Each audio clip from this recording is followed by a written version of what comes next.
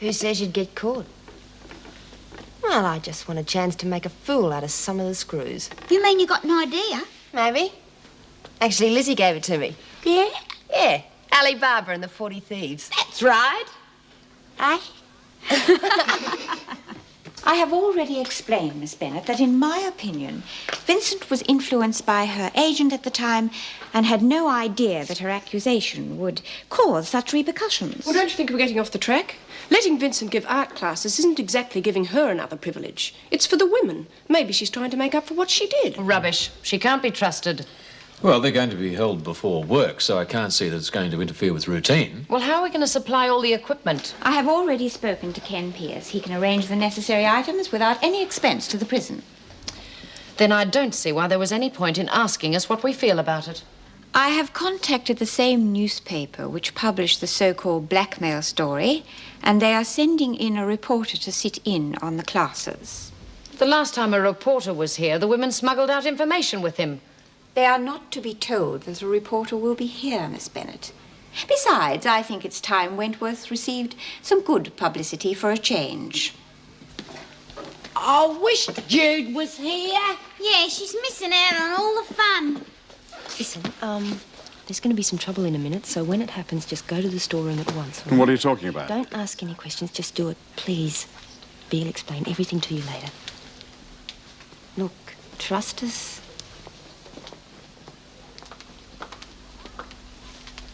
I saw that, you old thief. Give him back. I'd never took nothing. Don't start anything, Hunt. It isn't me, it's her. I'll leave her alone. Oh, shut up, fat don't you dare call Come me on, that Anderson. Oh, she started. No, I never did. Lizzie pinched me pencils. Oh, there they are. I'll pick them up for you, Phil. They must have fallen off the chair. Oh, thanks. Sorry, Lizzie. Oh, that's all right, Phil. Any more of this nonsense and we'll stop the classes altogether. Understand? Okay, now, if everybody's ready, let's just get on with it, huh? Where's Mr. Pierce? Oh, I think he must have gone to get some more things, Miss Bennet. Ladies, this gentleman is here as an observer. I trust you will remember there is a guest in the room. Would you like to sit down? Thank you. Carry on. Right, Bea, would you like to go and get changed? Yeah, okay. Okay, now Bea's going to be changing. She's going to be our model for us. But while she's changing, I'll just explain the pencils we're going to use, that sort of thing. Now, it's always best to use a very heavy accented line crossing a lighter unaccented line. I'll explain that later when I draw. All right? Now. Are you ready for me? Yeah, come in. Now, always make sure when you're concentrating on the garment that you use a model. That's right. You see, you need to have a body underneath to see how the clothes wrinkle and fall, you know, that sort of thing. And make sure that the pose doesn't distort the garment. I think it's always best to turn the subject around to begin with because you can get a clear view, all right? Now, if you all take up your pencils, we can start.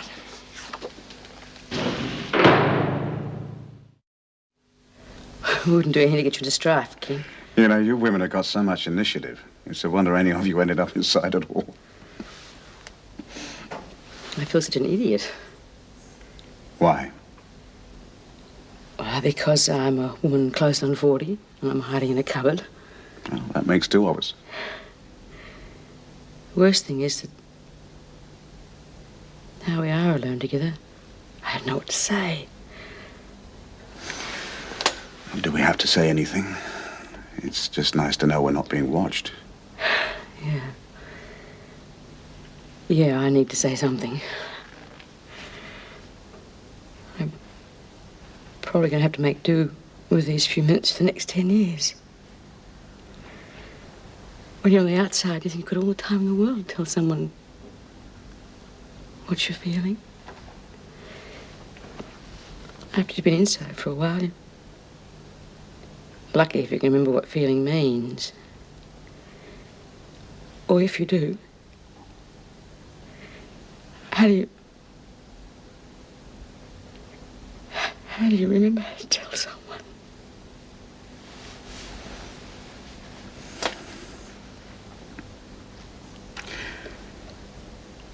Do you know what I feel about you, B. Smith? You're a mixture of anger and fury and a lot of strength. You're a survivor. But you've still got a lot of softness and honesty and warmth. A woman like you is never going to know what it's like not to feel.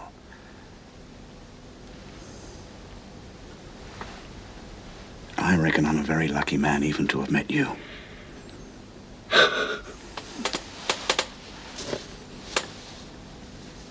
Now, the more intricate the garment, of course, the longer it's going to take. But try not to finish any one section before you take in the whole sketch, all right? Otherwise, you're likely to end up with things out of proportion. Not to mention perspective. Yeah, that's all right. But, to make the headdress look right, I think you should draw in the head first. Yeah, that's all right. Yeah. But to get the head right, you have to determine the whole body length, right? That's the head in relation to the legs and the arms, etc. Give us a look. Yeah, well, that's all right. Actually, the shading there's terrific. Mr. Kelly, I'm sure you've seen enough. The women have to get to work now. Could you see an officer outside? Yes, well, I think I've got it all. Thank you.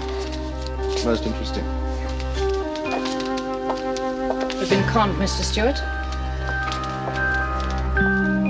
Watch out, me! Get out of there. Miss Bennett, this is what Save it for the governor, Mr. Pierce. Although I'm sure she's not going to be too impressed with this sordid little affair. You had nothing to Shut do up, with it. Smith. Come along, Mr. Pierce.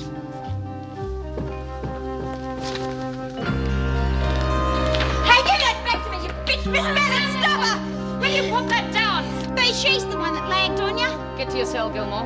You go with her, Bryant, till we decide what punishment to give you. Anderson, you better get to your cell, too. I think you've just had your last day working in the garden.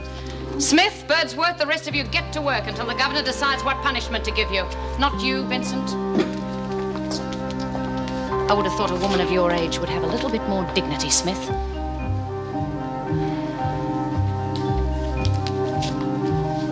Clean up this mess. And after that, get to your cell. I think this little piece of stupidity has just cost you the right to paint. A reporter was in that room, Mr. Pierce. Luckily, Miss Bennett had the presence of mind to see that he left in time. Can you imagine what the papers would have done with a story like that? They would have probably seen it for what it was, Mrs. Davison. A situation quite normal and harmless. I am well aware it is not easy for the women in here, especially those serving long sentences. However, you were placed in a position of trust. We have had other men on our staff, but you are the first to have abused that position. For spending 10 minutes alone with B, talking. The rules are there to protect the women.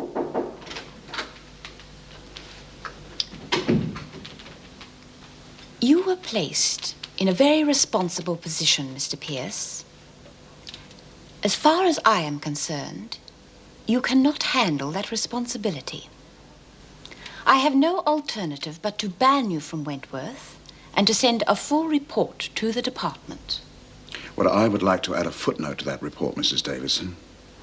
Quote, rehabilitation is a joke as long as the authorities' minds stay in the dark ages.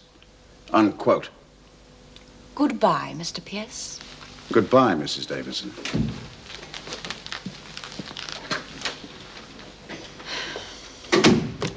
It seems I should have listened to you about the art classes. Oh, what's going to happen to Vincent? Confiscate her art materials. And Smith? She is to be without privileges for a week. She should be in solitary. I think Smith has been punished quite enough. Well, they know it was Gilmore who warned us. They're going to try and get back at her. Yes. Move her to a single cell and have her rostered onto the kitchen. And make it known that if anything happens to that girl, Smith and her group will be held responsible. Well, at least you got your own way. Except I'll be the one moving out. Should be nice being on my own for a change. What are you looking at? Don't you know what you've done? Those women are in a hell of a lot of trouble because of you, Sharon. They asked for it. Bloody Doreen, I hate her guts. The way they've been treating me. The way they've been treating you, you stupid bitch. You think the world owes you a living, don't you? Oh, yeah, you've always got your own way for everything. Okay, I know that's my fault because I've given in to you all the time. But I've turned you into a monster who can't think of anything but herself for more than 2 minutes. And that's a pity, Sharon. Because you've just lost your last friend. Well, I don't need you looking after me anymore. I can take care of myself. Anyhow, the screws will be taking care of me from now on. Oh, well, I wouldn't bet on that. You know what's funny? You got yourself put in here to be near me. Now you're telling me to get lost. And you've still got a year to serve.